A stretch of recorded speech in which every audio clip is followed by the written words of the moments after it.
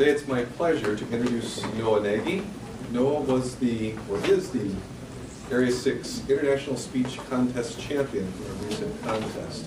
And I heard that, said, hey, we got to have him come here to Rising Stars. I know he's just down the road from us. And so we welcome you very much, taking part of your lunch and visiting us on Ambulance, right? So today, you have in front of you, as always, your speech evaluation form. He's not working necessarily on a particular project. He's going to give a 5 to 7 minute speech with a standard timing light spot. But he wants feedback on what he can do to improve his speech as he moves on to the next level of competition, the division contest coming up at the end of April. So today I'm going to announce him with standard protocol for competitions. Noah Nagy, you got it, share it. You got it, share it. Noah Nagy.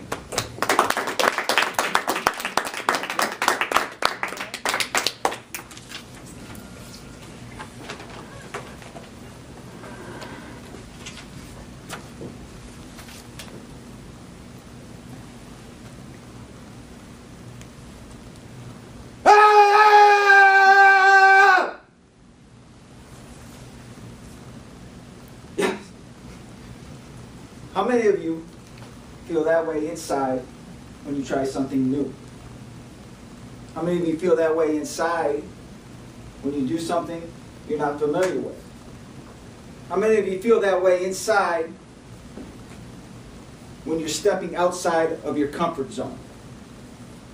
That was me, 6.5 stories high, going down a 280-foot long water slide at 45 miles per hour at the water park in Mackinac City. And when I was up there, I had absolutely no chance of coming down because there was 3 children, my kids, 6 eyes looking at me, expecting me to get down. Pride took over. Scared to death. If you're willing to go outside of your comfort zone, if you're willing to find your talents inside of you and to share them, you have the ability to positively impact generations to come, one day at a time. When I was approaching my late 30s, I was 15 plus years into a stable career. I was content. I was placid.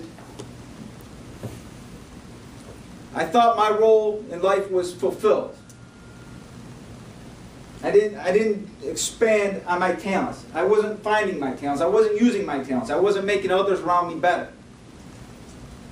I'd go to work, I'd come home, change my clothes, go to the kids' activities, come home, eat dinner, have a couple of beers, go to sleep. Day after day after day. I was fulfilled. At least I thought. March 11th, 2011. Noah, you have cancer.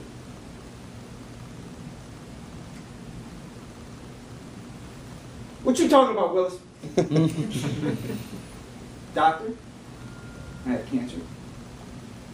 Bam! My world was turned upside down. My first thoughts, my kids. Who would take care of them? Who would get them through college? Who would be there to raise them? My oldest daughter, Sydney. Would I be able to take her arm and walk her down the aisle? My middle daughter, Noelle. Would I be around to wear that Grand Valley Dad sweatshirt as I've tried to brainwash my kids for years to go to Grand Valley? Or then my baby, Reese. How many more daddy-daughter dances? Would we sit there and slow dance? Or could I be the embarrassing dad and do the YMCA? What I realized is I don't know. Whether I have cancer or not, I don't know how many times I'll get to go to the daddy-daughter dance. I don't know if I'll be around to see my middle daughter, Noelle, in college. I don't know if I'll be around to walk my daughter, Sydney, down the aisle. I knew at that point, at that time, I was going to start living. I was going to start using my talents. I was going to make myself better. I was going to make the people around me better.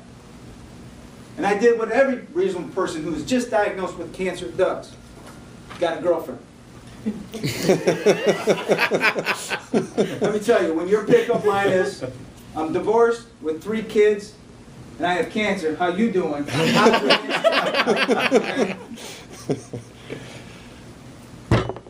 But I started using my talents. And Teresa and I, my girlfriend, established the Thought One Scholarship Fund. And when we walked into the Jackson Community Foundation, we had $0 going towards that scholarship fund. And in less than 2 years, we've gone from 0 to almost $50,000. We've hosted multiple dinners where 200 plus people have attended. We've hosted fundraising basketball games against the Detroit Lions, one of which we just completed this past weekend. In addition to that, I started pushing myself, getting myself better. I ran a 5K, a half marathon. I joined Toastmasters. I knew there was more inside of me, and if I could get more inside of me out, that I could make the people around me better. And I'm even pushing myself more by training for a full marathon currently right now. You don't have to save the world to help a neighbor. I want you to embrace your community. When I say your community, I'm talking about this group here, your family, your neighbors, your place of employment. Embrace your community. Learn about your community. Engage in your community. Find out things that you love about them and how you can use your talents to expand them, to make them better. And then encourage your community. Be a people builder. Dream releaser.